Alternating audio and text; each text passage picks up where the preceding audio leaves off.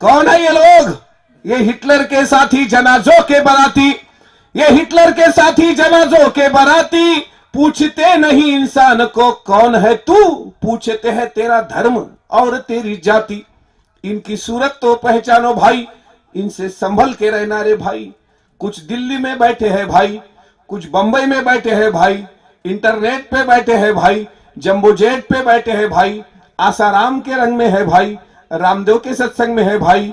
हम voting करते हैं भाई, वो सेटिंग करते हैं भाई। 300 वर्षापूर्वीचा अहिल्याबाई होळकरांचा होळकरवाडा असेल, किंवा श्रीकृष्णाचं मंदिर चंद्रभागेच्या काठावर असेल, किंवा ताकपिटी विठोबाचं मंदिर असेल, किंवा 1250 दुकानं असतील, हा सगळा उद्ध्वस्त करण्याचा जो घाट घातलाय, त्यानिमित्तानं माझी पंढरपूरला पण दुपारी तिथे भेट आणि पत्रकार परिषद आहे, आणि संध्याकाळी परत महेश मानेंच्या सामूहिक विवाह सोहळा जो या ठिकाणी लागतोय त्या कार्यक्रमाला उपस्थित राहायचं आहे। खरं तर जिल्ह्याचा इतका तर्नाबाड उपाध्यक्ष आणि इतका काळजीपूर्वक काम करणारा मी, ते एका गोष्टीसाठी दुर्दैवी आहेत की त्यांचे आज वडील हयात नाहीत, पण एका गोष्टीसाठी ते भाग्यवान सुद्धा आहेत की त्यांच्या मातोश्री इथे स्टेजवर बसलेत। मी त्या आईला वंदन करतो की ज्यांनी असा पुत्र व्हावा ऐसा गुंडा, तुकाराम महाराजांनी म्हटलेलं आहे, ज्याचा त्रिलोकी झेंडा। तर असा पुत्र तुम्ही जन्माला घातलाय। खरंच सोपं नाही इतक्या लोकांना इथे बोलावणं, त्यांच्या जेवणाचं नियोजन, इतके शेतकरी इथे आणणे, इतका सुंदर कार्यक्रम। आणि बक्षी हिप्परगेला सुद्धा मी काही पहिल्यांदा आलो नाही, प्रबोधन व्याख्यानमालेच्या निमित्तानं याही पूर्वी महेशजी मी इथे आलो होतो। माझं बक्षी हिप्परगेला येण्याचा हा दुसरा वेळ आहे। फक्त त्यावेळी मी व्याख्याता म्हणून आलो, आज मी आमदार म्हणून आलो, भविष्यात मी माजी आमदार म्हणून येणार आहे। त्याच्यामुळे तुम्ही काळजी करण्याचं कारण नाही। तुम्हाला एकदम उत्कंठा लागली का भविष्यात काय मंत्री म्हणून येतो का काय? पण आम्हाला काही त्याची फारशी अपेक्षा नाही। काय हेवडे साहेब तुम्हाला सांगतो, सगळे आपले काका असतील सर्वांना सांगतो, मी फार छोट्या घरातला माणूस आहे, फार कमी 4 एकर शेती। मी मगाही तुमच्या बैठकीत बसलो होतो ताई, तुम्हाला सांगतो 4च एकर शेती माझ्याकडे, तीही कोरडवाहू आहे। त्याच्यामध्ये फक्त कपाशीचं तेवढं उत्पन्न होतं आणि हरभरा आम्ही पेरायचो, सोयाबीन पेरायचो, पण सोयाबीनला भाव नाही, हरभऱ्याला मुबलक पाणी नाही, आणि आमचा सगळा खारपान पट्टा आहे। म्हणजे बोर जरी केलं तरी खारं पाणी असेल, अशा सर्वसामान्य खारपान पट्ट्याच्या भागामधला मी 4 एकर शेती असणारा शेतकऱ्याचा मुलगा। जसं तुमचे वडील तुम्ही 2.5 वर्षाचे असताना गेलेत, माझे वडील सुद्धा 3-4 वर्षांपूर्वी गेलेत। खरं तर शिवस्वराज्य यात्रा महाराष्ट्रात सुरू होत्या, छत्रपती उदयन महाराजांनी आपला पक्ष सोडला होता, आणि त्यावेळी त्यांच्या नेतृत्वात आणि खासदार अमोल कोल्हे साहेबांच्या नेतृत्वात शिवस्वराज्य यात्रा महाराष्ट्रात सुरू झाली होती। आणि त्यावेळेस उदयन महाराज अब्सेंट राहिले आणि मला तिथे संधी मिळाली, त्या संधीचं सोनं करता आलं। आणि जे सरकार येणार असं वाटत नव्हतं, पण आपलं 3 पक्षाचं महाविकास आघाडीचं सरकार आलं, आणि त्यामध्ये आदरणीय शरदचंद्र पवार साहेबांनी 75 लोकांमध्ये मला विधान परिषदेवर आमदार म्हणून एक संधी दिली। हे पाहायला माझे वडील आज हजर असायला पाहिजे होते, पण ते नाहीत दुर्दैवानं। त्यामुळे मला त्यांची शेवटपर्यंत खंत आहे, कारण कष्टानं पिकवलेलं मातीतलं जे काही ज्वारी असेल, जे काही आपला अन्नदाता पिकवतो, मी तुम्हाला आज, मी आता कधी हा विषय बोललो नाही, साधारणपणे मी आज येताना ग्रामदैवत आपल्या बक्षीबुवा महाराजांचं दर्शन घेतलं, तिथे पण मी नतमस्तक झालो। आणि आज तुम्हाला त्या गावात अगदी प्रामाणिकपणे सांगतो की ह्या गावाचा आजचा कार्यक्रम बघून मला आमच्या भागातल्या गावांची आठवण आली। जर माझे वडील जिवंत असते, कारण त्यांना त्रास होता, शेवटच्या क्षणाला क्षयरोग जडला होता, म्हणजे टीबी जडली होती, आणि त्यांचे मल्टी ऑर्गन काम करत नव्हते, अशी परिस्थिती असती। कारण ते मुंबई सारख्या शहरात आणून त्यांची ट्रीटमेंट करणं, त्यावेळेस पैसा खूप लागत होता। आपल्याला शक्य नाही मुंबईत जा, बॉम्बे हॉस्पिटल सारख्या, ब्रिज कँडी, हिंदूच्या या हॉस्पिटलला इतका पैसा खर्च करण्याची आपली ऐपत नव्हती। पण अशी जर परिस्थिती असती की वडील जिवंत आहेत, मी तिथे काम करतोय राष्ट्रवादीमध्ये, महाविकास आघाडीचं सरकार आलंय, आता काय पाहिजे तुम्हाला, असं जर पक्षाने विचारलं असतं तर मी आमदारकी बाजूला ठेवली असती, पण माझ्या वडिलाला चांगल्या हॉस्पिटलमध्ये ट्रीटमेंट द्या एवढीच विनंती मी पवार साहेबांकडे केली असती, आणि माझ्या वडिलांचं आयुष्य मी वाढवण्याचा प्रयत्न केला असता। पण ते दुर्दैव की ते नव्हते, ते गेल्यानंतर 2 वर्षानंतर मी आमदार पदावर आहे, आणि आज त्यांची आठवण येते। म्हणून मी पहिल्यांदा एक क्लिअर करतो की मी आमदार म्हणून आलेलो नाही, मी शेतकऱ्यांचा मेळावा आहे, म्हणून शेतकऱ्यांना, शेतकऱ्यांचं दुःख शेतकऱ्यांच्या भाषेत मला जाण आहे त्याची। तुमच्या खासदारांना किती शेतीची जाण आहे, कारण मठात बसणारे आणि भगवे कपडे घालण्याचा आणि शेतीचा काही संबंध नाही. हे बघा, रामदेव बाबा नावाचे पण संत आहे आपल्या देशात. संताच्या नावावर दुकानदारी करणारे तथाकथित संत बाबा रामदेव, पण त्यांच्याकडे शेती आहे. त्या उत्तराखंडमध्ये हजारो एकर शेती आहे. शेती असणं आणि शेती कसणं यात फरक आहे का नाही?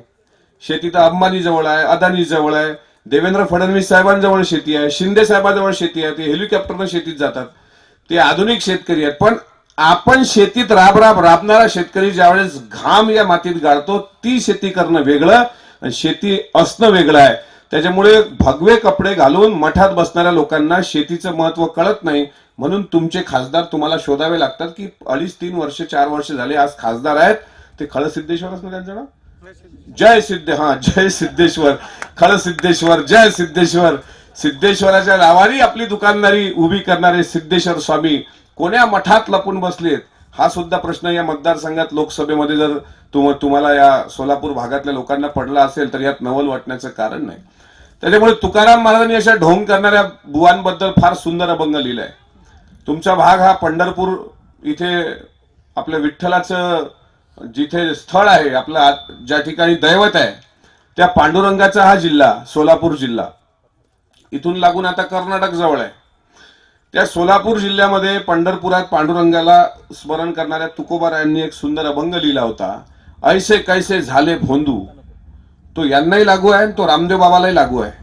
कर्म करुणी म्हणती साधू, दावी वैराग्याची कळा, भोगी विषयाचा सोहळा, छाटी भगवी मानसी, व्यर्थ म्हणे मी संन्यासी, तुका म्हणे तोची वेडा, त्याचे हानुनी थोबाड फोडा. माझा अभंग नाही आहे. पत्रकार बांधव तेवढीच लाईन चालवतील. राष्ट्रवादीच्या आमदाराचे वादग्रस्त वक्तव्य माझं नाही, जगद्गुरु संत तुकाराम महाराजांचा असा अभंग आहे. आता तुका म्हणे सत्य सांगे, येवत रागे येतील. ते तुमच्या खरं सांगण्यानं जर लोकांना राग येत असेल तर येऊ द्या ना. लोकांना काय बरं वाटतं याची पर्वा करायची नाही. आपला विचार जर पक्का असेल ना तर लोकांची पर्वा करायची नाही, योग्य मार्गाने चालायचं.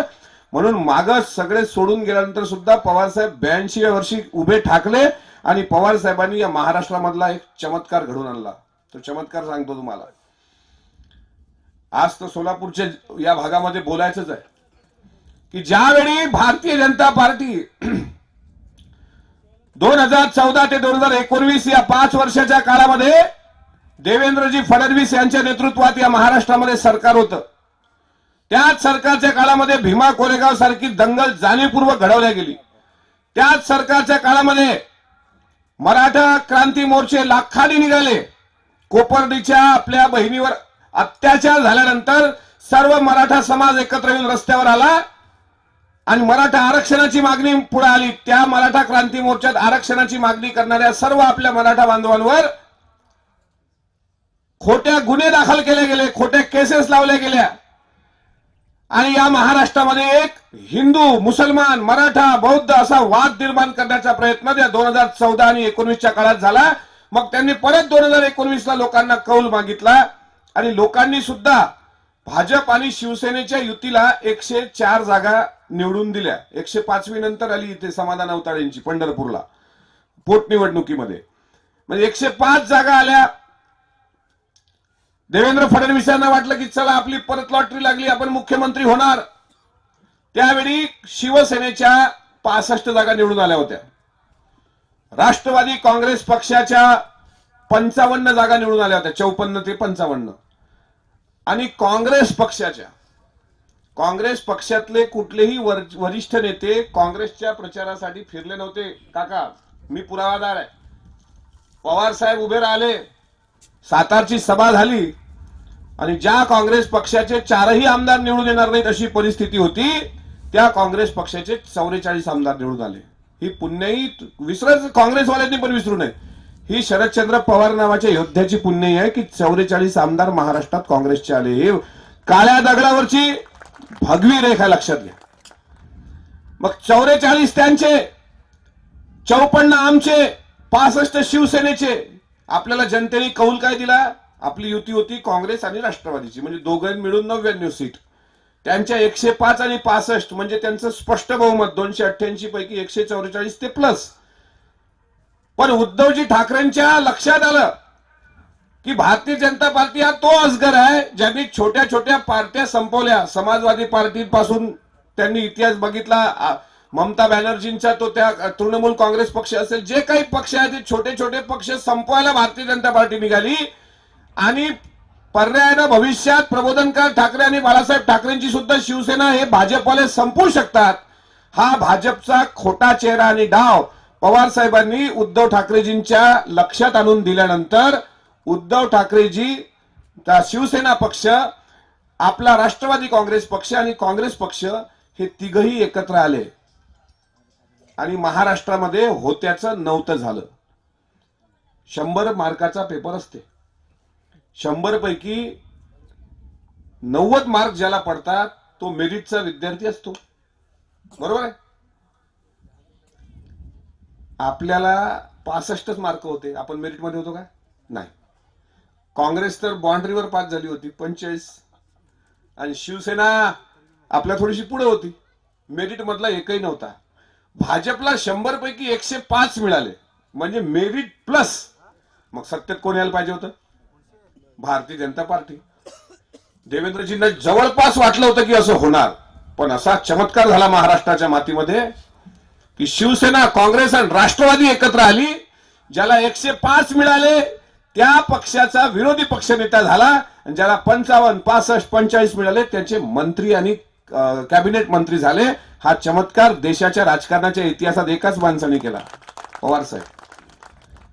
पवार साहेबांनी 72,000 कोटी रुपयाची कर्जमाफी, तुम्हाला आजही आठवण येते. कुठले निकष नव्हते, कुठला कागद नव्हता, कुठला तुम्ही बायकोला घेऊन या, कुठल्या तुम्ही थंब मारा, तिथे डोळ्याची तुम्ही त्या ठिकाणी लेन्स तपासा, नंतर तुमचं कर्ज माफ होईल, असं त्या काळात झालं नाही. एकदम केंद्रात कृषी मंत्री झाले आणि 72,000 कोटी रुपये शेतकऱ्याचं कर्ज माफ केलं. ते हे पवार साहेब आहेत की आजही वयाच्या 82-83व्या वर्षी पवार साहेब तितक्याच ताकदीनं काम करतो.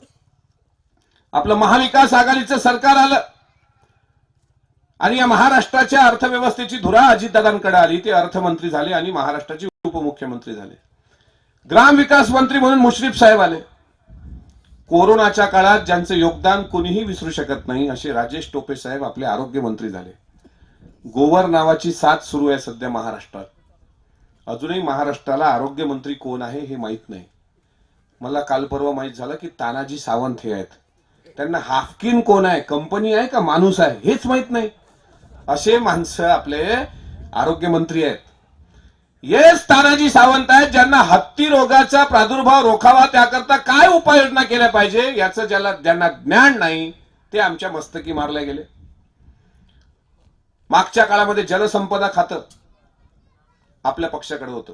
जयंत पाटील साहेब जलसंपदा मंत्री होते. मी साक्षीदार आहे. जत, सांगोला, कडलास या भागामधली सर्व गावं उजनी धरणातून ते पाणी वळतं केलं आणि ती गावं पाण्याखाली आणली. हे आपल्या पक्षाचं योगदान आहे.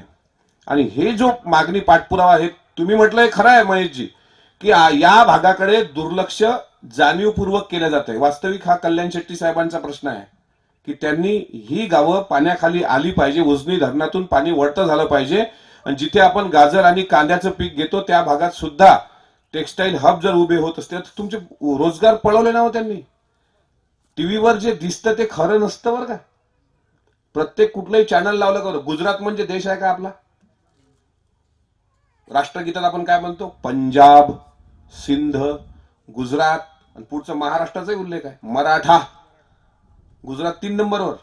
पंजाब, सिंध, गुजरात, मराठा, द्राविड, उत्कल, वंग असं म्हणतो ना राष्ट्रगीतामध्ये. काही दिवसांना राष्ट्रगीतही बदलतील. हे लय बदमाश बसलेले आहेत सत्तेमध्ये. कौन है ये लोग? ये हिटलर के साथी जनाजों के बराती, ये हिटलर के साथी जनाजों के बराती, पूछते नहीं इंसान को कौन है तू, पूछते हैं तेरा धर्म और तेरी जाति, इनकी सूरत तो पहचानो भाई, इनसे संभल के रहना रे भाई. कुछ दिल्ली में बैठे हैं भाई, कुछ बंबई में बैठे हैं भाई, इंटरनेट पे बैठे हैं भाई, जंबो जेट पे बैठे हैं भाई, आसाराम के रंग में है भाई, रामदेव के सत्संग में है भाई, हम वोटिंग करते हैं भाई, वो सेटिंग करते हैं भाई. हे इतके बदमाश आहेत आणि इतके चोर आहेत. सगळी कॉपीराईट मारतात. जुन्या काळात ज्यांचा जन्म 1992च्या 85च्या अगोदर झाला असेल. जुन्या काळात रेडिओ होते. रेडिओवर एक हे चालायचं, गीतमाला चालायचं, रंगोली, छायागीत, चित्रहार. त्याचा जो अँकर होता त्याचं नाव अमीन सयानी. माहित आहे अमीन सयानी? अमीन सयानीची सुरुवात म्हणजे आपण जे भाषण ऐकतो ना गुजरातमध्ये झालं आता, मेरे भाई और बहनों, हे यांचा शब्द नाही आहे. ते गीतमालामध्ये, हाँ तो भाई और बहनों सुनते हैं गीतमाला का एक खूबसूरत नगमा जिसे गाया है मोहम्मद रफीक साहब ने और बोल है साहिर लुधियानवी के. होतं का नाही? हाँ तो भाई और, हा शब्द होता का नाही? तो चोरच आहे. भाई और बहनों हा शब्द अमीन सयानीचा आहे, पण तो राजकारणात वापरला. मेरे भाई और बहनों, चोरच आहे. चोर. काल टीव्ही वाल्यांनी असं दाखवलं, टीव्हीत तर असं दाखवलं की जसं गुजरात म्हणजे देश आहे. गुजरातला किती सीट आल्या त्यांच्या सांगतो ना, आकडा सांगतो म्हणजे चुकला नाही पाहिजे. पत्रकार बघा, मिटकरीचे ज्ञान आमचं त्याच्यात हे करायला पाहिजे, लिहूनच आणलंय. गुजरातमध्ये मागच्या काळात भारतीय जनता पार्टीचे 99 आमदार होते, ते आता 158 झाले. ठीक आहे, हा कालचा निकाल आहे गुजरातचा. आता सोशल मीडियावर ट्रोल करणारे लावारिस कार्टे जे आहेत ना, 40 पैसे आले, ते म्हणतात किती विरोध केला तरी येणार तर मोदीच. गुजरातच्या निवडणुका झाल्या, गुजराती लोकांच्या भावनेला हात घालून रोड शो केल्या गेले. देवेंद्र फडणवीसांची पत्रकार परिषद झाली. त्या पत्रकार परिषदेमध्ये देवेंद्र फडणवीस म्हणाले की गुजरातच्या निवडणुकीच्या निकालामुळे आगामी काळातील देशाच्या राजकारणाचा पाया भक्कम झाला. बरं, पण हिमाचल प्रदेशचाही निकाल आला का नाही? का तिकडे काऊन नाही चालली जादू? इकडे मोदींची जादू चालली. जशा त्यांनी कॉर्नर बैठका घेतल्या, जशा त्यांनी विधानसभेच्या रणांगणात रणशिंग फुंकलं, तसं त्यांनी हिमाचल प्रदेशमध्ये केलं की उमेदवार को मत देखो, मेरे तरफ देख के भाई और बहनों वोटिंग करो. हिमाचल प्रदेश वाल्यांनी सत्ता गमावली. कालचे निकाल किती आहेत बघा. परवा दिल्लीत 15 वर्षात ज्यांची सत्ता होती महानगरपालिका दिल्लीमध्ये, ती सत्ता आम आदमी पार्टीकडे गेली. पण दिल्लीत त्यांचा सुपडा साफ झाला. स्थानिक स्वराज्य संस्थेच्या ज्या काही निवडणूक आहेत. हिमाचल प्रदेश हा भाग JP नड्डा जे राष्ट्रीय अध्यक्ष आहेत भारतीय जनता पार्टीचे, त्यांचा भाग आहे, त्यांचा प्रदेश आहे. तिथं भारतीय जनता पार्टीचं सरकार गेलं. तिथं काँग्रेस, मला वाटतं 40 जागेवर काँग्रेस विजयी झाली. नातू पडला JP नड्डाचा तिथे, नातू बघा. आणि कालच देशामध्ये 5 विधानसभा आणि 1 लोकसभेची पोटनिवडणूक झाली. अखिलेश यादवच्या पत्नी, मला वाटते डिंपल यादव, लाखोच्या मतांनी निवडून आल्या. तिथेही भारतीय जनता पार्टीचा पराभव झाला. म्हणजे विधानसभेच्या 5 जागा, लोकसभेची 1 जागा, दिल्लीच्या 15 वर्षाच्या महानगरपालिकेच्या भाजपच्या जागा आणि हिमाचल प्रदेश सारखं राज्य हे भाजपनी गमावलं. आणि गुजरातमध्ये त्यांनी दमदाट्या करून, ध्रुवीकरण करून, काय काय त्या ठिकाणी गुजरातमधली जनता अस्वस्थ नव्हती का? अरे शाळा त्यांनी बंद केल्या. त्या गुजरातची कॉपीराईट महाराष्ट्र मारतोय की 20 पेक्षा कमी पटसंख्या असलेल्या जिल्हा परिषदेच्या सर्व शाळा बंद करायच्या आणि खासगी शाळा सुरू ठेवायच्या, असा GR या सरकारने काढलाय. मग गोरगरिबाचे लेकरं शिकतील कुठे? तुम्ही आम्ही जे गाजर विकणारे, कांदा विकणारे, ऊस विकणारे, कापूस विकणारे, सोयाबीन विकणारे शेतकरी, सोयाबीनला भाव नाही तर तुमच्या घरात सोयाबीन पडलेलं आहे. तुमच्या मुलांनी शिकायचं कुठे मला सांगा? त्या जिल्हा परिषदेच्या शाळा जशा महाराष्ट्रात बंद होत आहेत, तसा एक शासन निर्णय गुजरात सरकारने केला. पेपर फुटीचा एक प्रसंग घडला होता. मोरबी पूल पडला होता, माहिती तुम्हाला? मोरबी पूल 22 कोटी, काय मला वाटतं त्याचं 22 कोटीमध्ये तो बांधला. बरं, पूल बांधायला इंजिनियर लागतो. BCom झालेल्या 2 विद्यार्थ्यांना ठेका दिला गेला. मोरबी पुलाची दुर्घटना असेल, पेपर फुटीचं प्रकरण असेल, अवैध दारू विक्री असेल, अवैध चरस विक्री असेल, 135 लोक विषारी दारू पिऊन मेले असतील. हे सगळे मुद्दे अस्वस्थ करणारे असताना सुद्धा तुम्ही म्हणाल गुजरातमध्ये 99 वरून 158 वर कसे गेले? गुजराती लोकांना हाताशी धरून, रोड शो करून, वेळ प्रसंग पडला तर पैसा वाटून, जे काय करायचं ते केलं, जे काय कबाडे करायचे ते केले, परत सत्ता मिळवली. पण गुजरातमध्ये सत्ता आली म्हणजे पूर्ण देश भाजपचा झाला असं होत नाही. ही त्यांच्या बापाची जागीरदारी नाही आहे. शर्म तो उनको आती है जो शर्म को शर्माते हैं. अरे ये तो इतने बेशरम है कि शर्म भी इनको शर्माती है. यांनी समोरचं निवडणुका डोळ्यासमोर ठेवून गुजरात जिंकलंय काल, पण गुजरात जिंकलं म्हणजे तुम्ही अख्खा देश जिंकला नाही. अजून महाराष्ट्राचा निवडणुका बाकी आहेत. कधी निवडणुका लागू शकतात महाराष्ट्रात? मे महिन्यामध्ये कर्नाटक राज्याच्या निवडणुका आहेत. सीमावादाचा प्रश्न दिल्लीच्या सुप्रीम कोर्टामध्ये पेंडिंग पडलेला आहे. तो प्रश्न आता उकरून काढला बसवराज बोमई नावाच्या तिथल्या मुख्यमंत्र्यांनी. मग काय दाखवलं जातं टीव्हीवर? अक्कलकोट विधानसभा मतदारसंघातली 27 गावं, त्या गावातली लोक काय म्हणतात? आम्ही चाललो कर्नाटकला. इकडची नांदेड जिल्ह्यातल्या गावातली काही लोक म्हणतात आम्ही तेलंगणाला जातो. आमच्या बुलढाणा जिल्ह्यात विदर्भामधली काही गावं म्हणतात आम्ही मध्य प्रदेशमध्ये चाललो. नाशिक भागात, दिंडोशी भागातली नाशिक जिल्ह्यातली काही गावं म्हणतात आम्हाला बाहेर राज्यात जायचं आहे. माझ्यापेक्षा 40 वर्ष पवार साहेबांसोबत राहणारे काका इथं बसलेले आहेत. त्यांना विचारा की 1900 ज्यावेळेस यशवंतराव चव्हाण साहेब महाराष्ट्राचे पहिले मुख्यमंत्री होते, ज्यांनी मंगल कलश आणला, तेव्हापासून महाराष्ट्रातल्या कुठल्याही जिल्ह्यातील गावाला असं वाटलं नाही आम्ही परप्रांतात जाऊन राहतो. बाहेरची लोक महाराष्ट्रात आली ना. मुंबईमध्ये सर्व टॅक्सीवाले कोण आहे? उत्तर प्रदेश आणि बिहारचे. मुंबईमध्ये हॉटेलचा व्यवसाय करणारे कोण आहेत? सगळे परप्रांतीय. शिर्डी जवळ आहे तुम्हाला. शिर्डीमध्ये बघा इडली, सांबार वडा, डोसा हे सगळे हॉटेल, सगळे उडपी हे कन्नडी लोकांचे आहेत. अरे आमच्या तिथल्या लोकांचा प्रश्न असेल, तिथं राहणाऱ्या कन्नडी लोकांचा किंवा महाराष्ट्रातल्या मराठी लोकांचा, त्या दोघांमध्ये वैरभाव नाहीच आहे. हा वैरभाव निर्माण करण्याचं पाप जाणीवपूर्वक भारतीय जनता पार्टीकडून केलं जातंय की बसवराज बोमईंना इकडून फूस लावलं गेलं. आणि काल सुप्रियाताईंनी ज्यावेळेस हा मुद्दा प्रांतविषयक किंवा हा कन्नडी लोकांनी जो मराठी माणसांवर अन्याय केला तो मुद्दा ज्यावेळेस संसदमध्ये मांडला, त्यावेळी तिथे लोकसभेचे स्पीकर बसलेले होते ओम मंगलम बिर्ला. ते काय म्हणतात? ये 2 राज्यों का विषय है, इसमें हम कुछ नहीं कर सकते. अरे 2 राज्याचा विषय मिटवणार कोण आहे? राज्यामध्ये जर वाद निर्माण होत असतील तर हे कोणाचं काम आहे? केंद्र सरकारचं. काल अमित शहानी भेट दिली नाही कोणाला. म्हणजे राज्यामध्ये भांडणं लावायची, मराठी माणसावर अत्याचार करायची, छत्रपती शिवाजी महाराजांचा फोटो ज्या ट्रकवर असेल त्याला काळं फासायचं. हाच तो बसवराज बोमई आहे ज्यांनी छत्रपती शिवाजी महाराजांच्या पुतळ्यावर मला वाटतं चप्पल घालून काहीतरी हात चढवला होता. मागे त्याच्या हातून पण विटंबना झाली होती. आणि असा भ्रम पसरवायचा, कन्नडी लोकांना खुश करायचं, मराठी माणसावर अत्याचार करायचे आणि मे महिन्यामध्ये निवडणुका जिंकायच्या. कारण राहुल गांधींची पदयात्रा गेली तेव्हापासून बोमई अस्वस्थ आहे. मग माझा प्रश्न असा आहे की एवढा मोठा अत्याचार महाराष्ट्राच्या मराठी माणसांवर होतोय, मग महाराष्ट्राचे मुख्यमंत्री कुठे आहेत? महाराष्ट्राचे मुख्यमंत्री कोण आहेत सध्या? बोलत जाओ, नाव सांगा. नाव पण एकनाथ शिंदे साहेबांचं कालचं भाषण ऐकलं मी परवा. त्या भाषणात ते स्वतः म्हणतात महाराष्ट्राचे लाडके मुख्यमंत्री देवेंद्र फडणवीस साहेब.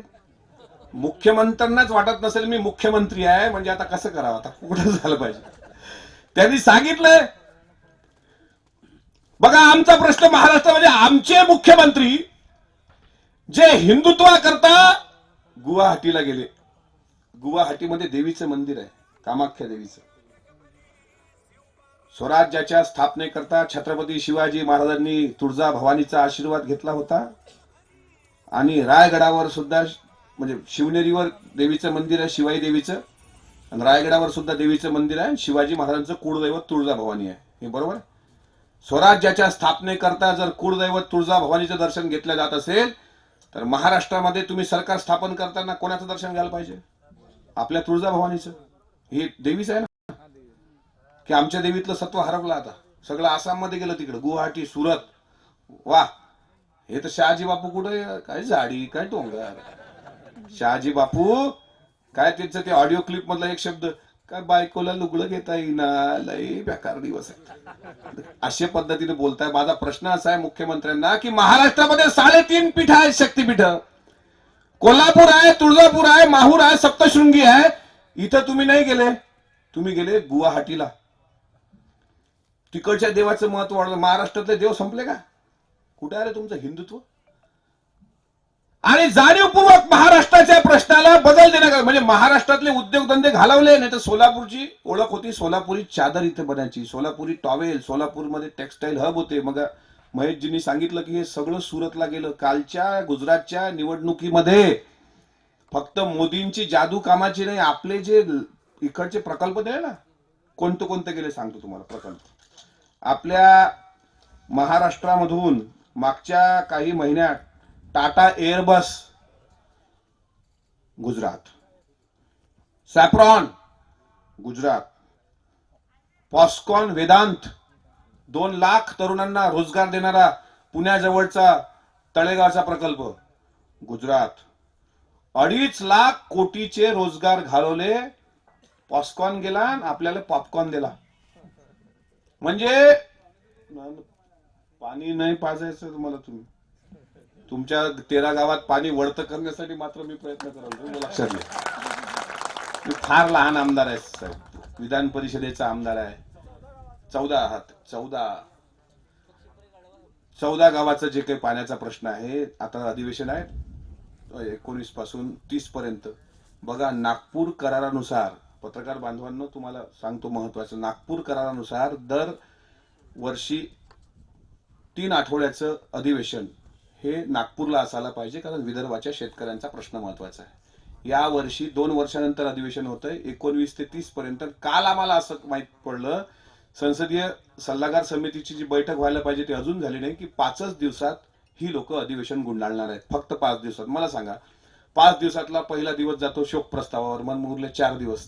त्या 4 दिवसामधला दुसरा दिवस सभागृह बंद पाडण्यामध्ये, समजा विरोधक आक्रमक झाले तर सभागृह बंद पडतं. मग 2 दिवसात आम्ही किती लक्षवेधी लावायच्या, किती प्रश्न मांडायचे. महाराष्ट्रात प्रत्येक ठिकाणी जातो प्रश्न आहे, प्रत्येक ठिकाणचे प्रश्न आहे. वास्तविक ही जबाबदारी 14 गावाला उजनी धरणाचं पाणी वळवण्याची जबाबदारी तुमच्या आमदार साहेबांची आहे. ते पण मला काय कुठं हालचाल करताना दिसत नाही. भाजपचे खासदार आणि भाजपचे आमदार एकतर ते अस्वस्थ असे आहेत की मंत्रिमंडळाचा विस्तार होत नाही आहे.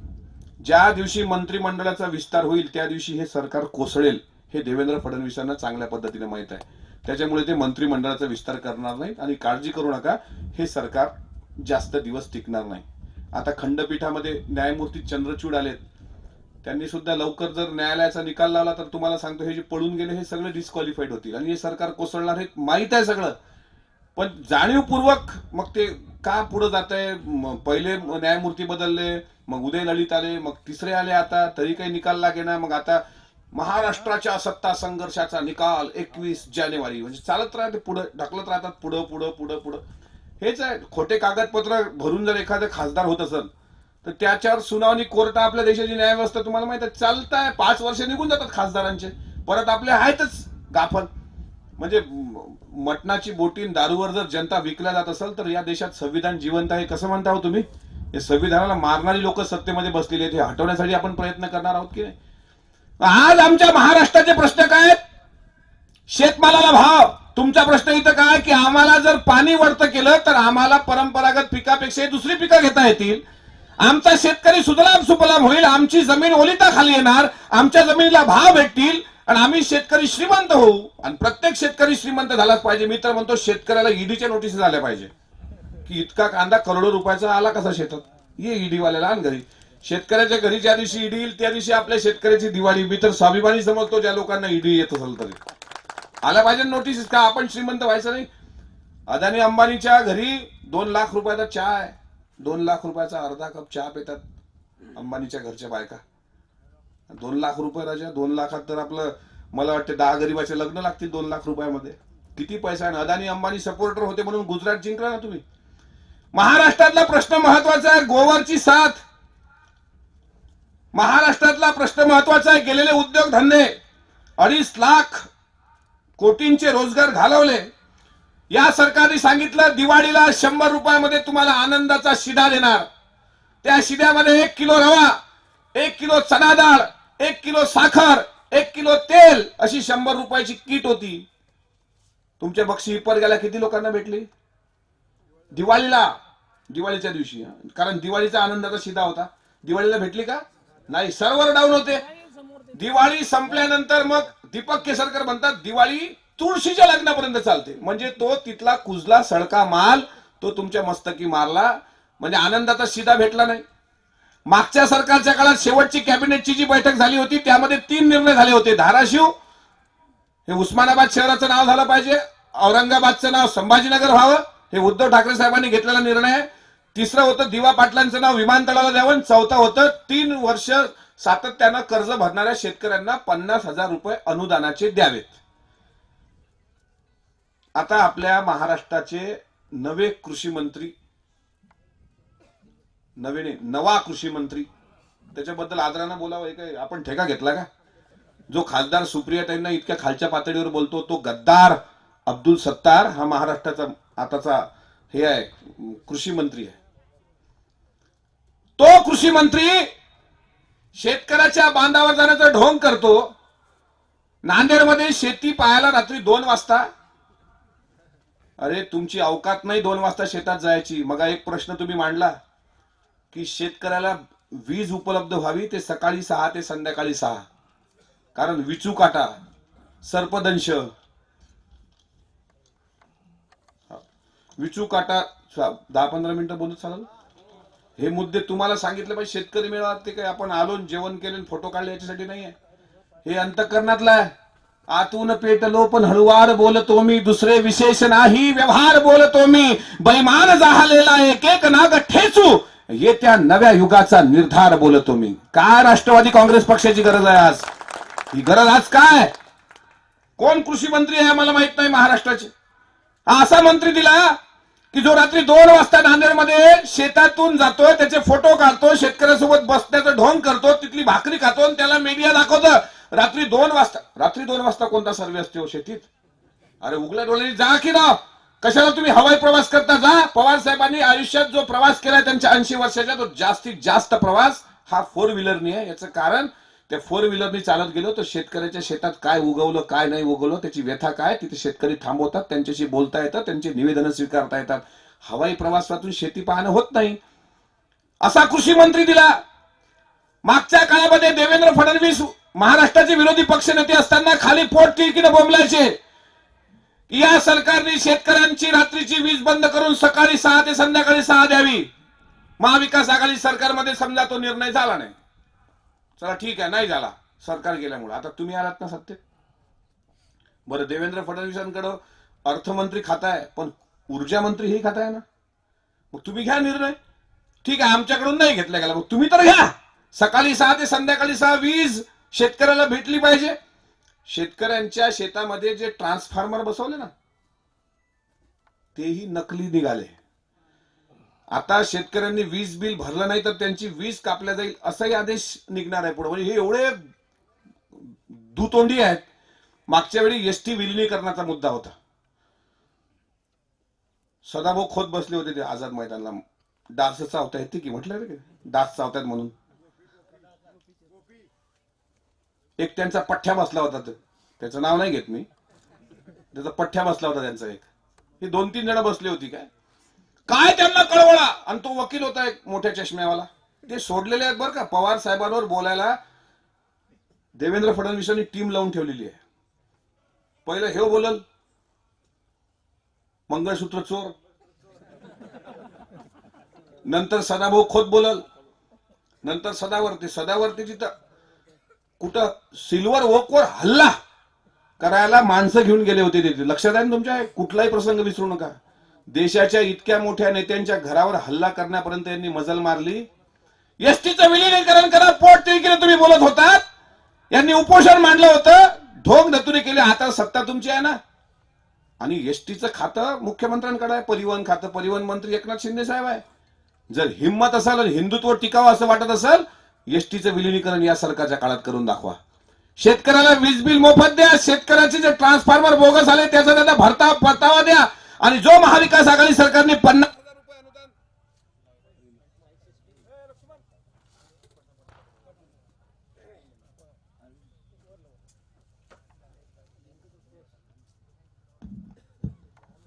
साऊंड सर्व्हिस बीजेपीची नाही ना.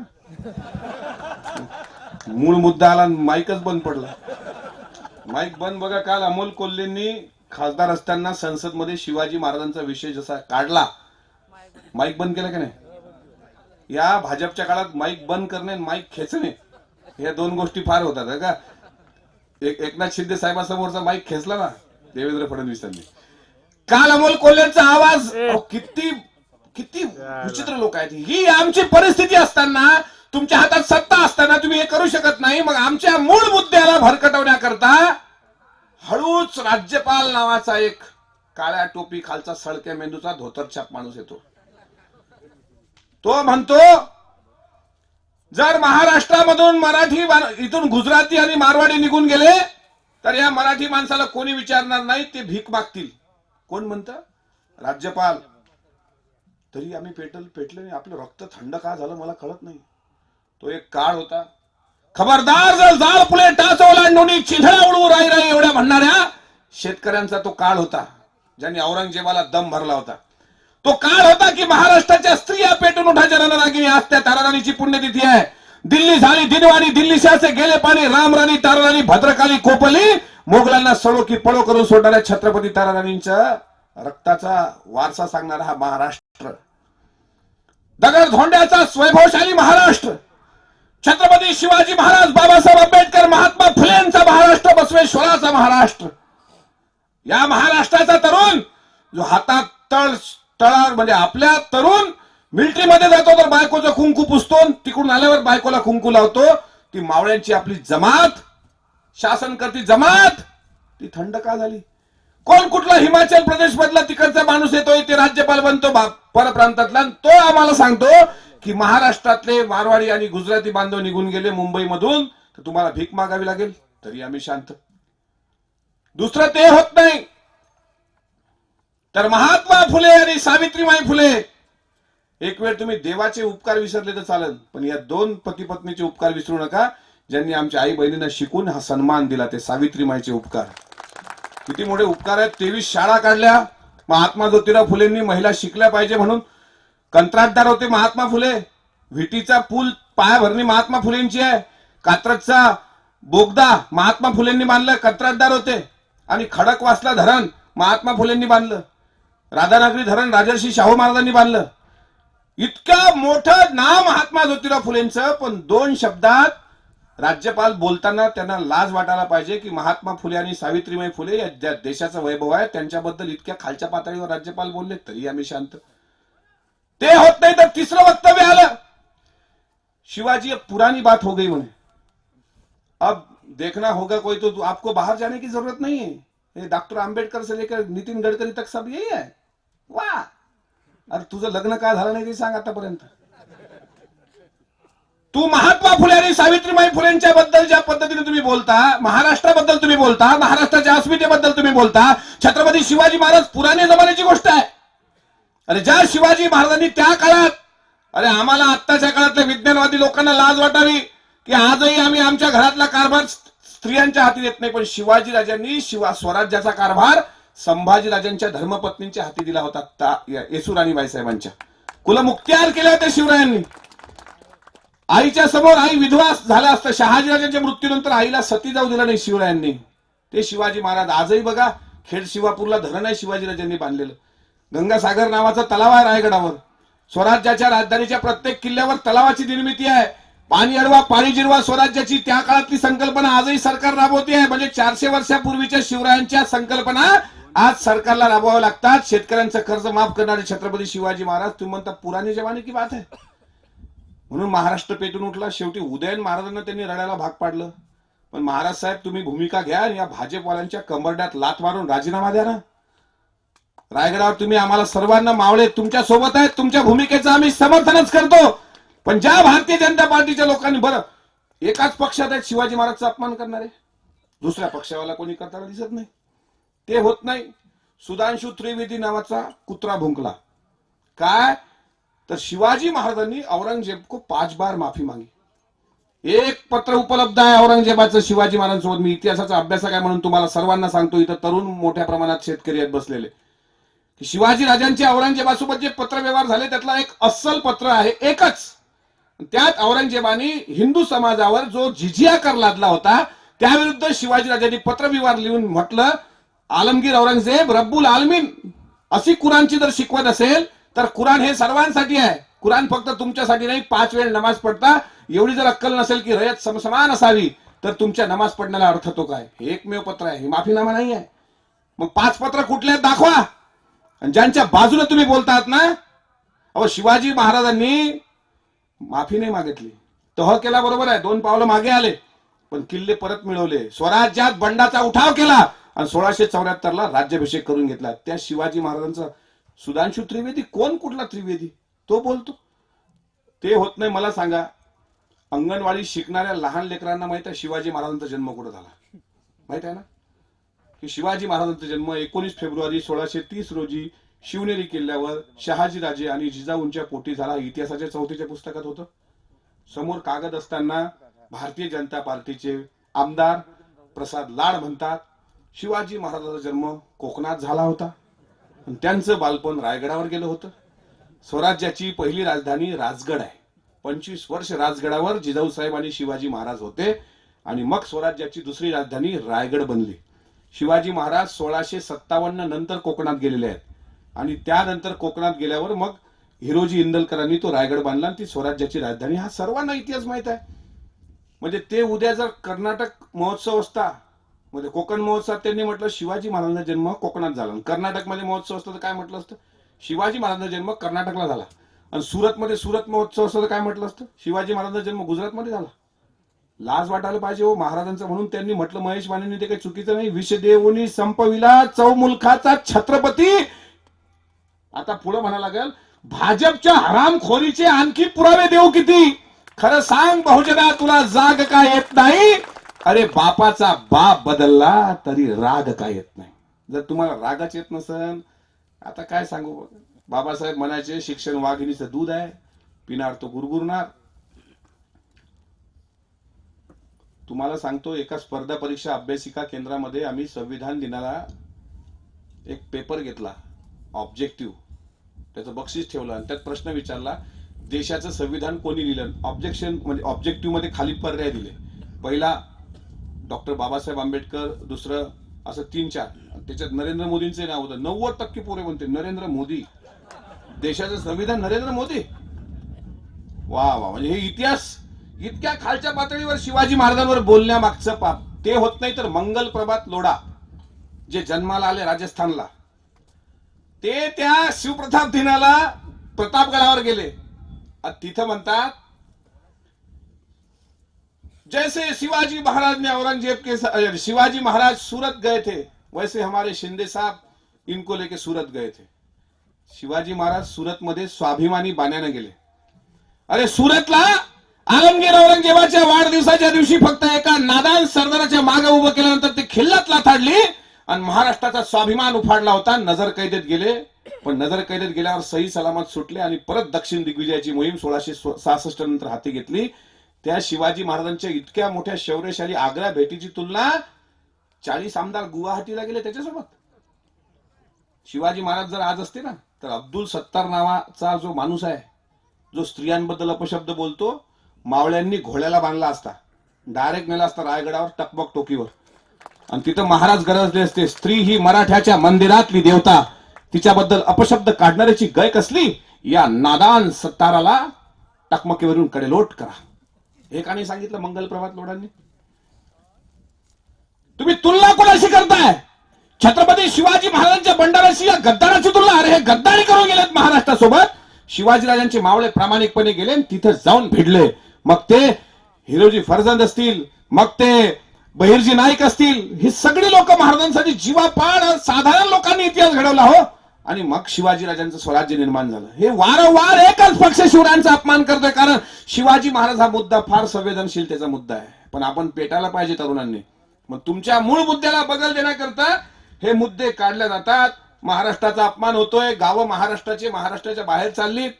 मंगल कलश यशवंतराव चव्हाण साहेबांनी 1960 ला महाराष्ट्राचा आणला, पण सगळी गावं म्हणतात आम्ही हे महाराष्ट्र सोडून चाललो. करतील तरी काय? महाराष्ट्रात रोजगार नाही आहे का रोजगार? त्यांची पाणीपुरी लाखो रुपयाला खपते. तुम्ही तुमच्या गावातली पाणीपुरी खा, 10 रुपयात 6 पुरी. तुमच्या गावात आहे का पाणीपुरीचं दुकान? 10 रुपयात 10 पाणीपुऱ्या भेटत असतील, 6 भेटत असतील. तिकडे 3 पाणीपुऱ्याचे 55 रुपये असते. कांदा असा तो राऊंडचा काटतात आणि त्या कांद्याचे भाव युनिक प्राइस असते. 811, 499 एवढा कांदा. लोक काय, लोकांचे जिबा श्रीमंत लोकांच्या चटकलेले आहेत. त्यांना काय पैसे, काय चुलीवरचं जेवण आता सुरू झालं बघा लोकांचं. एखाद्या हॉटेलवाले लिहिलं ना इथे चुलीवरचं मटण आणि चुलीवरची भाकर मिळेल, लोक मरेपर्यंत जातात तिथे. आपण घरी आपल्या आईने जर चुलीवर भाकर शेकली तर आपल्या जिभेला चव नाही लागत, पण श्रीमंताची सगळी अवल्यात अमेरिकेतली भाकर ते बर्गर पिझ्झा म्हणून 500 रुपयात खातात ना लोक. जी भाकर तिकडे कुत्रे खातात ते आपले माणसं खातात तिकडे पैशावाले.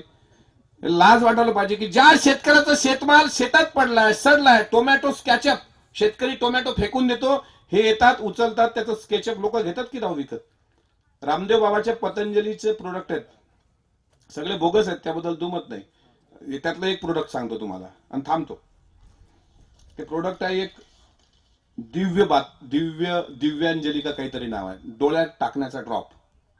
ज्याचा डोळा फळफळ करत असेल त्याला तो ड्रॉप टाकला का बसतो, पण बाबाचा डावा डोळा फळफळ करतो का नाही? याचा अर्थ बाबाही बोगस, बाबाचं प्रोडक्टही बोगस. त्या बाबाला बोगस याच्याकरता म्हणतोय आम्ही की बाबानी एक आमच्या गाडीत ते होतं फुलवाती. आता आपण समय लावतो तर त्या कापसाच्या वाती असतात, एक फुलवात असते आणि त्याच्यात फुलवात असते बघा अशी छोटीशी. ते आपण आता त्या बक्षी महाराजांच्या मंदिरात ते का फुलवात.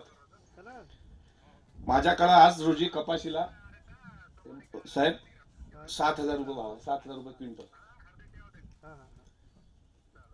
रामदेव बाबाच्या पतंजलीच्या आस्था रुई बत्तीचं कॉटनचं एक पॅकेट 40 रुपयाचं आहे, ज्याचं वेट आहे 125 ग्राम. आता तुम्ही गुणाकार करू आपण. 125 ग्रॅम रामदेव बाबाच्या कपाशीची किंमत 40 रुपये, म्हणजे 250 ग्रॅम केवढ्याची? 80. अर्धे गणित कच्चं आहे का तुम्ही अर्ध्यांचं? 2-4 लोक सांगतात, पटापट बोलत जावं.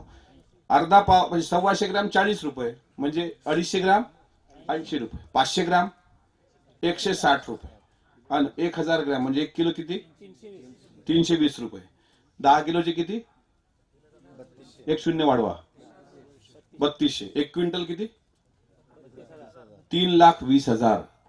रामदेव बाबाचा बापही कधी शेतात जात नाही, पण त्याच्या कपाशीला भाव 3,20,000, आणि आमचा बाप राब राब राबतो. याला किती दिलं किंवा त्याला किती दिलं, प्राणवायू कधीच आपली पाठवत नसते बिलं. काळीच फाटलं तरी जखम हसते आपोआप. ज्याला रडता येत नाही त्याचं नाव बाप. तो बाप रात्रंदिवस राबतो. त्याच्या कपाशीला भाव 7,000 आणि रामदेव बाबाच्या कपाशीला भाव 3.25 लाख. तुमची ऊसाचा दर काय इकडं चांगला कारखाना दर देणारा असेल तर ऊसाला काय भाव? 2300 रुपये टन, म्हणजे किती किलो? काय किलो झाला? 1000 रुपये किलो. हा, 2 रुपये 30 पैसे किलो. मी लंडनला गेलो होतो, हे तुमची आमदारी होती माझ्यासोबत, कल्याण शेट्टी. आम्ही लंडनला गेलो. लंडनला जाताना मुंबईवरून दुबई मार्गे लंडन जावं लागतं. जे लोक लंडनला गेले असतील, आता फार कमी 1-2 जणच असतील, आपल्या नशिबात नाही म्हणतात लोक, नशीब घडवावं लागते. शेतकरी जात नाही का, डाळिंब एक्सपोर्ट होतो तुमच्या या जत सांगोला या भागामधून तिकडं लंडन पर्यंत. तिकडं वाईनच्या फॅक्टरी आहेत मोठ्या मोठ्या. आपल्या नशिबात असं सांगितलं की बाबा बायाला तर एवढं भरकटून टाकलेलं आहे त्या पोथ्यांनी. वैभव लक्ष्मीचं व्रत झालं सुरू, आता मार्गशीर्षाचा पहिला गुरुवार झाला का नाही सुरू? माझी आई, मी लहान असताना पासून वैभव लक्ष्मीचं महात्म्य वाचते, आणि त्या वैभव लक्ष्मीच्या महात्म्याचं असं आहे की 5व्या गुरुवारी उद्यापन केल्यानंतर महालक्ष्मी प्रसन्न होते आणि तुमच्या घरात धनधान्य, पैसा, लत्ता, कपडा बिपडा सगळं. आणि पोथीत कथाही मस्त आहे. श्यामबाला नावाची एक राणी होती. श्यामबाला आटपाट नगर होतं, तिथे एक राजा राहत होता. त्याला 2 बायका होत्या, म्हणजे एका राजाला 2 बायको करण्याचा अधिकार. बरं झालं संविधान आहे, नाही तर अकलूजच्या एका पठ्ठ्याने 2 लग्न केले. आता लागला का नाही गुन्हा? संविधान आहे म्हणून, बाबासाहेब आंबेडकरांनी संविधान लिहिलं म्हणून एक पत्नी जिवंत असताना दुसरी पत्नी हिंदू धर्माच्या कायद्यानुसार करता येत नाही. तो संविधानाचा अपमान होतो. म्हणून एका जुळ्या बहिणीशी लग्न करणाऱ्या नवरदेवाला आता जेलची हवा खावी लागली. त्याच्यामुळे पण पोथीत आहे, एक आटपाट नगर होतं, तिथं एक राजा होता, त्याला 2 बायका होत्या. एक आवडती, दुसरी, त्यातही 2 कॅटेगरी आहेत, एक आवडीची, दुसरी नावडीची बायको. बघा महेशराव काय काय लिहिलंय बघा पोथीत. तुम्हाला वाचून दाखवतो. ताई सारी पण असं लिहिलेलं आहे पोथीमध्ये. 5 रुपयाची त्यांनी वाचली असेल पोथी वैभवलक्ष्मीची. आणि तुम्हाला सांगतो का, टाइमपास तुम्हाला करायचा असेल ना, पोथीच्या दुकानावर जायचं आणि ह्या पोथ्या विकत घ्यायच्या. 5 रुपयाचीच आहे पोथी. आणि ते पोथीत बघा कशी स्टोरी लिहिलेली आहे. श्यामबाला नावाची एक सुंदर सुकुमार राजाची कन्या, एकुलती एक. आणि श्यामबाला त्या भाषेत सांगतो तुला, 8 पाट नगर होते, तेथे एक राजा राहत होता. त्याला 2 बायका होत्या. एक होती आवडती, एक होती नावडती. एका ठिकाणी काय झाले, अरे काय झाले, आमच्या शेतकऱ्याचं शेत वाहून गेले त्याचे काय. एका ठिकाणी काय झाले, अचानक पाऊस आले. असं काय काय तमाशे घातले त्या पोथ्यांमध्ये. कारण लिहिणारे तेच, घेणारे आपले. आपल्या मायनं कधी आपल्याला खारी खुर्मा खाऊच नाही घातला आई, त्याच्यामुळे आम्ही असे झालो. उस डोंगा परिरसनोय डोंगा, काय भुललासी वरली अरंगा. चोखा डोंगा, पण पवार साहेबांप्रती त्याचा भाव नाही डोंगा. काय फुललासी वरली अरंगा. आमचा विठ्ठल आहेत पवार साहेब. आम्ही काय, आमचं नका झामलू काय, आम्ही कोण्या जातीचे आहे कोण्या, अरे आम्ही माणसं आहोत. आणि माणूस हीच जात आहे. सर्वात जगातली प्रामाणिक जात कोणती असेल ती शेतकऱ्याची आहे. त्याच्यासारखी दुसरी प्रामाणिक जातच नाही कुठे. शेतकऱ्याची जात सर्वात प्रामाणिक. तुम्हाला जर मूठभर मागितलं तर तुम्ही मनभर द्याल. इतका आपण शेतकरी दिलं ना बळीराजानी. वामन आला म्हणाला 3 पग धरती देतो. आपला बळीराजा बिचारा उदार मनाचा, 3 पग काय घे, एक त्याला का माहित, एक आपल्या डोक्यावर ठेवल, एक स्वर्गात आणि एक नरकात मर्डर करून टाकेल म्हणून. आपलं कप्ताना असे वामन दलालाच्या रूपाने तुमच्या बळीराजाचा घोड घेतात. हे सत्तेतले बसलेले सगळे वामन आहेत. याला उरून पुरणारा नरसिंह होण्याकरता आता तुम्ही तयारी ठेवली पाहिजे. तो छत्रपती शिवाजी राजांसारखा राजा गेला, आता तो काळ येणार नाही परत. पण ज्यांनी आम्हाला भुलवलं बघा, कशा पोथ्या आमच्या मस्तकी मारल्या की 8 पाट नगर होतं. श्यामबाला नावाची राजाची सुंदर कन्या एक दिवस नदीवर आंघोळ करत असताना अचानक तिची मैत्रीण येते. ती घरघर श्रीमंत घरी पडलेली असते. श्यामबालाची आई फार म्हणजे व्रत करते. तिला एक कन्या रत्न प्राप्त होते. ती नाव ठेवते श्यामबाला. श्यामबाला उपवर होते. उपवर झाल्यानंतर त्या ठिकाणी तिला पाहायला पाहुणे येतात आणि वैभव लक्ष्मीच्या रूपाने एक म्हातारी तिच्या आईच्या भेटीला येते. ती म्हणते मला भूक लागली, वाढग. आणि श्यामबालाची आई म्हणते की नाही. मग ती महालक्ष्मी म्हणते उतू नको, मातू नको, घेतला वसा टाकू नको, असं आहे ना त्या पोथीमध्ये. मग श्यामबालाचं उपवर होते. श्यामबालाचं लग्न होतं. श्यामबालाची आई वैभव लक्ष्मीला विसरून जाते. कारण आपली मुलगी सुखात पडलेली आहे, सुखात नांदते आहे, उपवर झालेली आहे, चांगला राजा तिला नवरा भेटलाय. त्या राजाचं राज्य गुजरातमध्ये आहे, त्या राजाचं राज्य दिल्लीतही आहे, त्या राजाचं राज्य चंद्रावरही आहे. असा राजा आपला जावई, याचा आनंद श्यामबालाच्या आईला असतो. आणि या आनंदाच्या भरात श्यामबालाची आई मग वैभव लक्ष्मीचा तिला विसर पडतो. आणि मग विसर पडला तर काय होते, पाप लागते. देवाची भीती आहेच ना आपल्याला, पाप लागते. मुख्यमंत्र्यांना भीती आहे का नाही, म्हणून ते ज्योतिषाकडे गेले होते. मुख्यमंत्र्यांना भीती आहे म्हणून ते नवसफेडाला कामाख्याला गेले. मुख्यमंत्र्यांना भीती आहे, इकडे म्हणतात हिंदुत्वाकरता गेलो. आणि मग आमच्या आई मुख्यमंत्र्यांच्या सौभाग्यवती ह्या अजमेरला कशाला गेल्या. ते अजमेरला गेल्या ना. मग हिंदू मुसलमान तुम्ही तिकडे चालवता, वाह तुम करो तो रासलीला आणि हम करे तो कॅरेक्टर ढीला. असं कसं चाललं रे. बोललं पाहिजे ना. मैं इसलिए जिंदा हूं क्योंकि मैं बोल रहा हूं. मुझे पता है गूंगों का कोई इतिहास नहीं लिख सकता. अन्याय करणाऱ्यापेक्षा अन्याय सहन करणारा फार मोठा गुन्हेगार असतो. त्याच्यामुळे आपण अन्याय सहन करायचा नाही. आणि एक दिवस मग श्यामबालाची आठवण आईला आली. कारण आईचं सगळं वैभव निघून गेलं. श्यामबालाचा बापही मेला, राजा संपला. पण श्यामबाला सुखी घरात आहे. आईला आठवण आली, ती रडत गेली. नदीवर तिच्या मैत्रिणी सांगत आल्या, श्यामबाले तुझी आई तुला भेटायला आलेली आहे. श्यामबालेने रथ काढला. त्या काळात मर्सिडीज, BMW 4 व्हीलर ह्या नव्हत्या. रथ काढला, रथाला घोडे जुंतले आणि आईच्या भेटीला वेशीवर श्यामबाला आली. श्यामबाला येता येता श्यामबालेला आईने विचारलं, काय श्यामबाले सुखी आहेस ना. आई मी सुखी आहे, वैभव लक्ष्मीचं व्रत करते, 5 गुरुवार करते, उद्यापन करते, उतत नाही, मातत नाही, घेतला बसा टाकत नाही आणि अगदी सगळं मला व्हावे करते. त्यामुळे माझ्या घरी धनधान्य आहे. तू करत नसते का. नाही, तुझं जेव्हापासून लग्न झालं तेव्हापासून मी वैभव लक्ष्मीला विसरली, म्हणून मला ही अवदसा आली. अगं आई इथे किती बोलशील, चल आपण घरी जाऊ. घरी जाते आई. आईला घरी नेते श्यामबाला. श्यामबालाचं घर पाहून आई म्हणते लग्नाच्या अगोदर तर झोपडपट्टीत राहत होती माझी मुलगी, घरकुलाचाही लाभ भेटला नव्हता, आता 3 मजली मकान कसं काय झालं. श्यामबाला म्हणते आई तुला काय माहित, मी वैभव लक्ष्मीला तू विसरली, मी नाही विसरली तिला. 4 गुरुवार वैभव लक्ष्मीचं व्रत केलं, 5व्या गुरुवारी उद्यापन केलं. उद्यापन केल्यानंतर उतली नाही, मातली नाही, घेतला वसा टाकला नाही. काय चमत्कार झाला. माझ्या खात्यात चंदन योजनेचे 15 लाख रुपये आले. आणि तुझ्या नवऱ्याने ते 15 लाख, ग्रामपंचायतचा 1.5 लाखाचा चेक आणि आमच्या जवळचं सोनं नाणं म्हणून हे 3 मजली मकान बांधलं. आई खूप खुश झाली. आई घरात गेली. श्यामबाला म्हणते, आई काही गुळ पाणी? आई म्हणते, नाही बेटा, मी तुला स्वयंपाकात मदत करते. आई आली, पाहते तर काय, श्यामबालाच्या घरी चूल होती. आई विचारते, का ग श्यामबाले, चुलीवर स्वयंपाक करतेस? काय करू आई, उज्ज्वला गॅस दिला तर खरी मोदींनी फुकट, पण गॅस सिलेंडरचे भाव इतके वाढले की तुझ्या जावयाला काही परवडत नाही. वैभवलक्ष्मी वाचल्यानंतर जर अशी अवदशा येत असेल. आणि मी माझ्या आईला नेहमी म्हणतो की मी 40 वर्षाचा आहे, 40 वर्ष तू दर मार्गशीर्ष महिन्यात हे उपवास करते, तू लंडनला का नाही गेली? ख्यात लिहिलेलं आहे 5व्या पानावर की तुमच्या नशिबात विमान प्रवासाचा योग, असं लिहिलेलं आहे त्याच्यामध्ये. खोटं असेल तर पोती घ्या. तू का नाही गेली? पण मी गेलो, कारण मी शिव, शाहू, फुले, आंबेडकर आणि आता पवार साहेबांची पुतणी मी लंडनला जाऊन आलो. त्या लंडनच्या दुबई एअरपोर्टवर कांदा पनीर भेटतो. इथून सुरू केलं, मी इथं आलो परत. त्या कांदा पनीर मध्ये एक पनीराच्या 2 चकत्या असतात आणि त्याला कांदा असा डेकोरेट केलेला असतो, त्याच्यावर थोडं मीठ बीठ टाकून. त्याची किंमत 1100 रुपये. एवढासा कांदा 1100चा एक कांदा दुबईला, आणि आपला कांदा राव घरात सडून राहिला. हा शेतकरी किती दिवस आहे बळीराजा की ज्या शेतकऱ्याबद्दल तुकडोजी महाराज म्हणतात, अरे तुझ्या श्रमास प्रतिष्ठा मिळो, सकळांचे लक्ष तुझ्याकडे वळो. शेतकऱ्यांना काय परिस्थिती आणून ठेवली आहे भाजप सरकारने बघा. महाराष्ट्राचे प्रकल्प तर गेले, पण आज तर मला एक नवीन माहिती मिळाली. काल देवेंद्र फडणवीसांनी ते खोटा मुद्दा मांडला, पण एक मुद्दा खूप महत्वाचा आहे की आता या सरकारने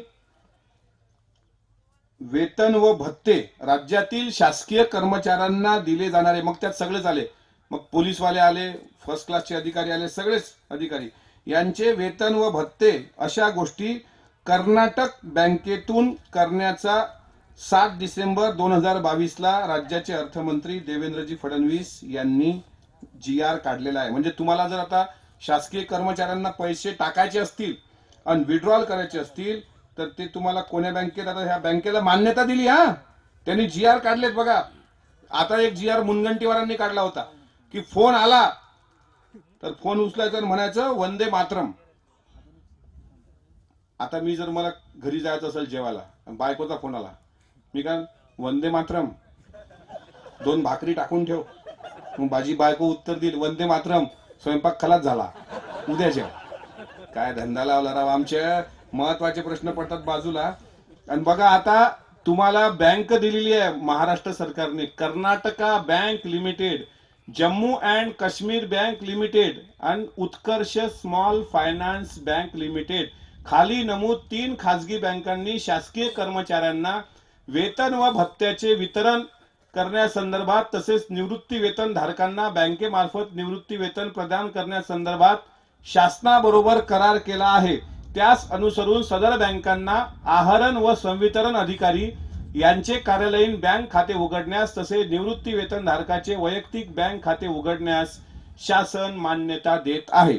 7 डिसेंबर 2022 चा देवेंद्रजी फडणवीसांचा GR, कारण सगळ्या GR वर सह्या तेच करतात.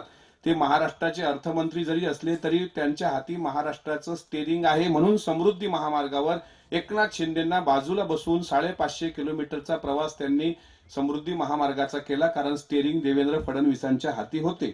जर देवेंद्र फडणवीसांच्या हातीच स्टेरिंग राहिले तर आपल्या शेतकऱ्यांना एक दिवस ते भीक मागायची पाळी आणतील. कारण तानाजी सावंत नावाचे आरोग्यमंत्रीच म्हणत होते, महाराष्ट्राला मी एक दिवस कटोरा हातात घ्यायला लावणार. मंत्र्यांकडे खाते कोणते असायला पाहिजे? उच्च व तंत्र शिक्षण मंत्री चंद्रकांत पाटील. उच्च तंत्र शिक्षणाचा यांचा काय संबंध? तानाजी सावंत आरोग्य मंत्री. आता काय मंत्रिमंडळात काही काही भाजपचे लोक शिव्या घालतात ते शिंदे गटातल्या आमदारांना की हे आले म्हणले ना आमचा मंत्रिमंडळाचा विस्तार थांबला. आणि तुम्हाला सांगतो, सरकार जरी गेलं असेल काळजी करायची नाही. 2024 मध्ये आणि जर मध्यावधीच्या निवडणुका लवकर लागल्या तरी राष्ट्रवादी काँग्रेस पक्षाचे सर्वात जास्त आमदार या महाराष्ट्रात दिसतील, विधानसभेत दिसतील. काका आहेत इथे. मी तर म्हणतो पवार साहेबांना विनंती करा का सोलापूर लोकसभा मागा राष्ट्रवादीला, एक चांगला चेहरा द्या. सोलापूरच्या लोकसभेवर सुद्धा राष्ट्रवादी काँग्रेस पक्षाचा झेंडा दिसेल. आज मला काही शेतकऱ्यांनी निवेदन दिलं, त्यातलं एक निवेदन आहे दक्षिण सोलापूर ग्रामपंचायत कर्मचारी युनियनचं ग्रामपंचायत कर्मचाऱ्यांना वेतन श्रेणी व निवृत्ती वेतन सुधारित किमान वेतन इतर मागण्या मंजूर करण्याबाबत. त्याच्यानंतर एक दुसरं निवेदन आहे. करमाळा भारतीय जनता पार्टी तालुका अध्यक्ष गणेश चिवटे यांनी दमदाटी करून गायी नेल्या. अर्जदार ज्ञानेश्वर पांडुरंग पवार. गेल्या 3 दिवसापासून त्यांचं आमरण उपोषण एसपी कार्यालयासमोर सुरू आहे. गायी चोरतात राव भाजपची लोक. वा रे वा. लंपी आजार आला होता माहिती तुम्हाला. लंपी मध्ये जनावराला जर लंपी झाला असेल तर त्याची मात्रा आहे 3 मिली गोटपॉक्स.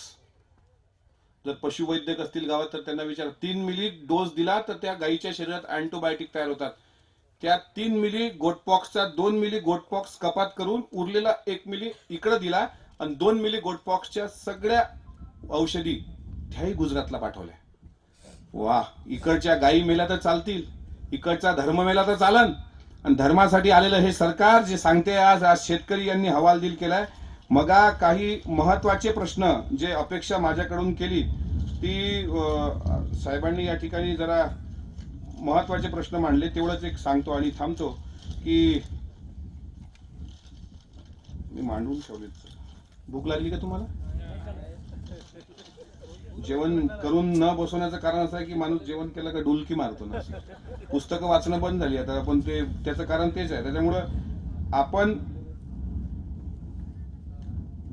शेतकऱ्याचे प्रश्न, तुमच्या भागातल्या 14 गावाच्या पाण्याचा अत्यंत महत्वाचा प्रश्न, त्याच्यानंतर वीज जी आहे 14 गावे, 14 गावाचा पाणी प्रश्न, रात्री 12 ते 6 ही लाईट बंद करून सकाळी 6 ते 8 या तासात लाईट मिळावी. अतिवृष्टीतून जी काही गावं वगळलेली आहेत अजूनही कर्जमाफी झालेली नाही. 50,000 रुपये एकाही शेतकऱ्याच्या खात्यात अजून आलेले नाही. त्याच्यामुळे हे काही जे काही महत्वाचे मुद्दे हेगडे साहेबांनी मग मांडले, मी तुम्हाला एवढं सांगतो. 5 दिवसाचं अधिवेशन करावं गुंडाळावं असा या सरकारचा घाट असला तरीही प्राधान्यक्रम देऊन महेश माने साहेबांनी जितका सुंदर हा शेतकरी मेळावा या ठिकाणी घेतला. कारण आमच्या पक्षामध्ये शेतकऱ्याला प्राधान्य दिलं जातं. पवार साहेबांना कोणी कुठल्याही भागामधला जर माणूस भेटला तर त्याला ती परिस्थिती विचारतात. त्याच्यामुळे मी दक्षिण सोलापूरच्या या भागामधले जे काही प्रश्न असतील किंवा ग्रामपंचायत कार्यालय बक्षी हिप्परगे सार्वजनिक सभागृह मंजूर होऊन मिळण्याबाबत हे सरपंचांनी दिलंय का? उपसरपंच महाडिक साहेब. ठीक आहे. निधी आल्यानंतर मी देणार तुम्हाला. तुमच्या आमदारांचा निधी आम्हाला चालत नाही राव. आमचा चालतो तिथे सगळीकडे. 36 जिल्ह्यात दिले पवार साहेबांनी, लक्षात घ्या. आणि फुकट झालो मी आमदार. मला 1 रुपयाही खर्च करायचं काम पडलं नाही. त्यामुळे भ्रष्टाचाराचा माझा काही संबंधच येत नाही. तोच आमदार भ्रष्टाचार करतो ज्याला निवडणुकीत 15-20 कोटी गुंतवलेले आहे. आता मला सांगा, मी 20 कोटी गुंतवले समजा, तुम्ही काढाल ना ते? पहिलं 20 कोटी काढाल आणि नंतर मग तुमचा विचार कराल. पहिलं माझा भाऊ, काका, पुतण्या, चुलता, आजी, आत्या यांचे सगळे अकाउंट टकाटक झाले का शेवटच्या 6 महिन्यात मग तुमचा विचार करू. त्याच्यामुळे आता शिंदे गटात जे जे आमदार गेले त्यांना तर खरबो रुपयाचा निधी आहे. तू काय बोलू नको. ते काय बच्चू कडूंना दिव्यांग मंत्रालय येऊन टाकलं. रवी राणाला त्यांनी सोडलं त्यांच्या विरुद्ध आणि बच्चू कडूंना खुश करायला तुम्ही घ्या दिव्यांग मंत्रालय. म्हणजे छोटे घटक पक्ष बरोबर कसे संपवायचे याचं मेजरमेंट त्यांच्याकडे आहे. याच्याही व्यतिरिक्त मी मग महेश मानेंसोबत बोलत होतो. ते आपल्या चळवळीतले कार्यकर्ते आहेत. गावामध्ये छत्रपती शिवाजी महाराजांचं स्मारक तुम्ही करत आहात असं मला कळलं. ज्या दिवशी तुमचं स्मारक पूर्ण होईल किंवा तुम्ही पुढचं पाऊल टाकाल, शासकीय मान्यता जे काही तुम्हाला लागते ते शेवटी काय म्हटलं तरी विरोधी पक्षनेते आता अजितदादा आहेत. त्याच्यामुळे काही काळजी करण्याचं कारण नाही. त्या छत्रपती शिवाजी महाराजांच्या स्मारकाकरता बक्षी हिप्परगे या गावाला माझ्या स्थानिक आमदार विकास निधीमधून 5 लाख रुपये सौंदर्यीकरणाकरता मी या ठिकाणी शेतकरी मेळाव्याच्या निमित्तानं जाहीर करतो. मी विधान परिषदेचा आमदार आहे. विधानसभेच्या आणि विधान परिषदेच्या आमदारामध्ये फरक असतो. विधान परिषदेचे आमदार 5 वर्षाकरिता असतात. विधान परिषदेचा आमदार 6 वर्षाकरिता असतो. विधानसभेच्या आमदाराचा निधी त्यांच्या मतदारसंघात असतो. विधान परिषदेच्या आमदाराचा निधी सर्व महाराष्ट्रात असतो. विधान सभेच्या आमदाराचं सरकार गेलं तर त्यांना काही भेटत नाही, पण विधान परिषदेच्या आमदाराला सरकार गेलं तरी काही फरक पडत नाही. त्याचा निधी त्याला भेटत असतो आणि सरकार परत आणण्याकरता मी प्रयत्न करणार आहे. त्याच्यामुळे आज हा जो शेतकरी मेळावा झालाय, आज आपले पवार साहेब वयाच्या 82व्या मला वाटतं ना 82 पूर्ण करून मला वाटते 83व्या वर्षात आता पदार्पण करतायत. काल साहेब स्वतः वायबी चव्हाण सेंटरला होते. परवा 48 तासाचा बेळगावला अल्टिमेटम दिला. माहिती आहे तुम्हाला की 48 तासात जर हल्ले बंद झाले नाहीत तर मला स्वतः तिथे यावं लागेल. दुसऱ्याच मिनिटाला त्या शिंदे गटाची आणि भाजपच्या लोकांची बैठक झाली आणि हल्ले थांबले. ही पवार साहेबाची 83व्या वर्षी सुद्धा ताकद आहे की कर्नाटकच्या, बरं जाऊ द्या, कर्नाटकचा भाजपचा आमदार आज बोलला नाही की या सीमा प्रश्नावर महाराष्ट्राच्या एकीकरण समितीचा सर्वात मोठा अभ्यास जर देशात कोणाचा असेल तर आदरणीय पवार साहेबांचा आहे. त्याच्यामुळे पवार साहेबांनी मध्यस्थी करून केंद्र सरकारला याबाबत अवगत करावं असं कर्नाटकच्याच एका माजी भाजपच्या आमदाराचं आजचं स्टेटमेंट आहे. म्हणजे पवार साहेबाची व्याप्ती ही किती देशभर. स्वतः मोदी म्हणतात मेरे को जब कभी जरूरत गिरती है तो मैं पवार साहब से पूछता हूं कि मैं गुजरात में अब किस तरीके की खेती करूं. हे सुद्धा नरेंद्र मोदींनी म्हटलेलं आहे. म्हणजे कॅप्टनचे कॅप्टन आपले पवार साहेब आहेत. ते कधी कुस्ती खेळले नसतील पण कुस्तीगीर संघाचे अध्यक्ष आहेत, बरोबर. कधी पवार साहेब क्रिकेट खेळले नसतील पण बीसीसीआयचे अध्यक्ष होते, साखर संघाचे अध्यक्ष होते, त्याच्यानंतर कबड्डी संघाचे अध्यक्ष होते. कुठेही जा, कुठल्याही इमारतीचे उद्घाटन तुम्हाला पहिलं नाव शरद पवार साहेबांचं दिसतं. त्याच्यामुळे पवार साहेबांसारखा नेता या देशाला लाभला. आणि प्रत्येक गावामध्ये मग मला कळलं की आज तुमचं गाव बक्षी हिप्परगे छोटंसं गाव आहे. आज 5-50 राष्ट्रवादीचे लोक आहेत की इथे, जे नाही गमजे घातलेले ते आपलेच आहेत. ते काय काळजी करू नका, ते येतात थोडं थोडं. ते म्हणतात ज्यांच्या सोबत आम्ही आता संसार करतोय ते भारतीय जनता पार्टीला फारसं काही भविष्य नाही. तुम्हाला मी सांगतो, जो निकाल हिमाचल प्रदेशमध्ये लागला 2024ला तो महाराष्ट्रात दिसणार आहे. राष्ट्रवादी काँग्रेस पक्षाचे सर्वात जास्त आमदार कसे निवडून येतील त्याकरता आपण प्रयत्न करणार आहोत. नव्हे तर त्या यशस्वी होऊ. फक्त सोलापूर जिल्ह्यामध्ये सुद्धा राष्ट्रवादीची जिथं बलस्थान आहेत ते विधानसभा मतदारसंघ आपण आवर्जून, तुम्ही आहात, काका असतील, हे सगळे पक्षाचे पदाधिकारी असतील, यांनी आवर्जून दादांकडे, जयंत पाटील साहेबांकडे, ताईंकडे बसून काही मतदारसंघ सोडून घ्यावे आणि निदान 4-5 आमदार तरी राष्ट्रवादीचे असले पाहिजेत. त्याच्याशिवाय आता मी एक विधान परिषदेचा आमदार, तुम्ही बघा किती अपेक्षा केल्या माझ्याकडून. मी आलोय तिकडून गाडगे बाबाच्या जन्मस्थळावरून, त्या भागातला, तुमच्याकडे आलोय. तुम्ही जे गाडगे बाबा सारखा संत तरी दाखवा मला, कोणी झाला का? गाडगे बाबा सारखा संत नाही झाला हो. कुठं हा रामदेव बाबा आणि कुठं माझा गाडगे बाबा? त्या गाडगे बाबांना सांगितलं होतं की एक वेळ पैसा नसला, म्हणजे भाकर खायला नसली तर कष्ट करा, एखाद्याच्या घरात जाऊन कष्ट करा, मग भाकर खा, पण हरामाची भाकर खाऊ नका. हे गाडगे बाबांनी सांगितलं होतं. कष्ट न करता खाणं हे हरामीचं लक्षण आहे. त्याच्यामुळे कष्ट करा आणि त्याची भाकर कमवा आणि ते खा, हे सांगणाऱ्या गाडगे बाबांच्या भूमीतून मी आलोय. भविष्यात राष्ट्रवादी काँग्रेस पक्ष मजबूत होईल याकरताच हा आपला सगळा मेळावा या ठिकाणी पवार साहेबांच्या निमित्तानं शेतकरी मेळावा आयोजित केला. इथे सर्व शेतकरी वर्ग मोठ्या प्रमाणात आहे. इळा पिळा टळो आणि आपल्या शेतकऱ्याचं राज्य येऊ. लक्षात घ्या शेतकरी भावांनो की मोदींना काँग्रेसच्या एका माणसाने गुजरातच्या प्रचार सभेमध्ये मल्लिकार्जुन खरगेंनी रावण म्हटलं. एकाच मिनिटात देवेंद्र फडणवीस आले आणि त्यांचा निषेध केला, एकाच मिनिटात. पण मंगल प्रभात लोढा, भगतसिंग कोश्यारी, सुधांशु त्रिवेदी, प्रसाद लाड आणि ही लोक बोलली किंवा महाराष्ट्राच्या मराठी माणसांवर हल्ले झाले, देवेंद्र फडणवीस बोलले का? का नाही बोलत? छत्रपती शिवाजी महाराजांचा अपमान होतो त्यावेळेस तुम्ही शांत असता आणि मोदींना कोणी रावण म्हणतो त्यावेळेस तुम्ही बोलता. इतकंच नाही, चंद्रकांत पाटील बोलले होते काही दिवसांपूर्वी की एक वेळ आमच्या मायबापाला शिव्या द्या, ते आम्ही ऐकून घेऊ, पण मोदी आणि अमित शहाला शिव्या दिल्या तर आम्ही ऐकून घेणार नाही. ज्यांना मोदी आणि अमित शहापेक्षा मायबाप कमजोर वाटत असतील त्या लोकांकडून तुम्ही काय अपेक्षा करणार? आणि मायबापाला शिवी दिली तर चालतील म्हणणारे चंद्रकांत पाटलांना तुम्ही कोण्या पद्धती, काय लोक आहेत ही? अत्यंत विचित्र लोक आहेत. त्याच्यामुळे आपल्या महाराष्ट्राला चांगले दिवस येऊ याकरता इळा पिळा टळू दे. माझ्या बळीराजाचं, शेतकऱ्याचं, कष्टकऱ्याचं राज्य परत या महाराष्ट्रात येऊ दे, एवढीच प्रार्थना मी आज आपल्या ग्रामदैवताकडे बक्षी महाराजांच्या चरणी करतो. आणि लवकरच आपलं सरकार येणार, काळजी करू नका.